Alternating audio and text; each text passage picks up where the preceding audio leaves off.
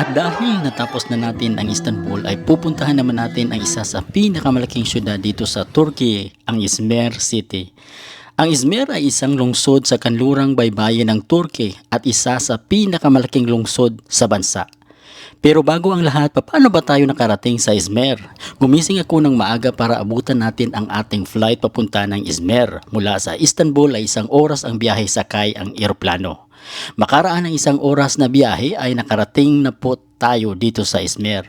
Para po sa inyong impormasyon, wala po akong tour guide o kasamang naglalakbay dito sa Izmir.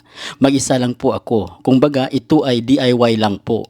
At dahil wala tayong kasama ay aminin ko po na sa tuwing tayo ay naglalakbay sa ibang bansa ay medyo nakakatakot din minsan dahil hindi mo alam kung saan ka pupunta at di maiwasan na minsan ay ikaw ay mawala.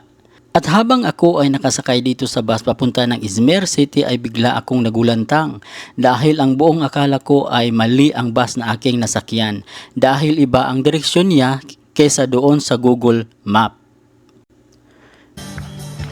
Ang tanging naging problema ko lang dito sa Turkey ay ang communication barrier dahil iilan lang sa mga lokal ang marunong mag-Ingles dito sa Turkey. At dahil hindi kami nagkaintindihan ng driver ng bus ay nahirapan akong huminto. Ang Izmir ay kilala sa kanyang malalim na kasaysayan, magagandang tanawin at masiglang kalakalan. Ang Izmir ay mayroong mga sinaunang ugat na nagmula sa panahon ng mga Griego at ito ay dating kilala bilang Smyrna. Sa kasalukuyan, ang lungsod ay isang modernong metropoli na may mga paliparan, daungan at industrial na sentro. Bukod sa ekonomiya, kilala rin ang Izmir sa mga cultural na pagdiriwang, masasarap na pagkain at mga palatandaan tulad ng kordon, isang sikat na baywalk at ang agura ng Smyrna, isang sinaunang pamilihan. Ilan sa mga dapat bisitahin kung kayo ay magpunta ng Izmir ay walang iba kundi ang Clock Tower. Ang Clock Tower ay isang kilalang landmark sa Izmir, Turkey. Ito ay itinayo noong 1901 upang ipagdiwang ang ika-25 anibersaryo ng pag-akyat sa trono ni Sultan Abdulhamid II. Dinisenyo ito ni Levantine, French architect Raymond Charles Perry, at ang relo na nasa tore ay regalo mula sa German Emperor na si Wilhelm II. Matatagpuan ang tower sa Konak Square sa sentro ng Izmir at ito ay naging isang simbolo ng lungsod. Ang Clock Tower ay kilala sa kanyang eleganteng disenyo at intricate na mga detalye na nagpapakita ng impluensya ng Ottoman architecture. Pangalawa ay ang Izmir Baywalk or Corniche. Ang baywalk sa lungsod ng Izmir, na kilala rin bilang Cordon Boyo, ay isang tanyag na lugar sa baybayin ng Aegean Sea. Ito ay kilalang pasyalan at tambayan para sa mga lokal at turista dahil sa ganda ng tanawin at sariwang hangin.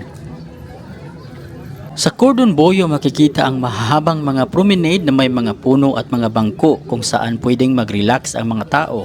Maraming mga cafe, restaurant at tindahan sa paligid na nag-aalok ng iba't ibang pagkain at inumin. Isa sa mga popular na gawain dito ay ang paglalakad-lakad sa kahabaan ng baybayin, panunood ng paglubog ng araw at pagbabanding kasama ang mga kaibigan at pamilya. Isa sa hindi ko malilimutang karanasan sa Izmir ay ang makita ang kanilang mayamang kultura na kung saan ang mga Turko ay masayahin at napanatili ang kanilang makulay na tradisyon. Sa parke ay may mga grupo ng mga lokal na nagsasayawan at nagkakantahan. Isang karanasan na hindi ko natunghayan sa Istanbul City. Panoorin po natin ang kanilang sayaw at himig.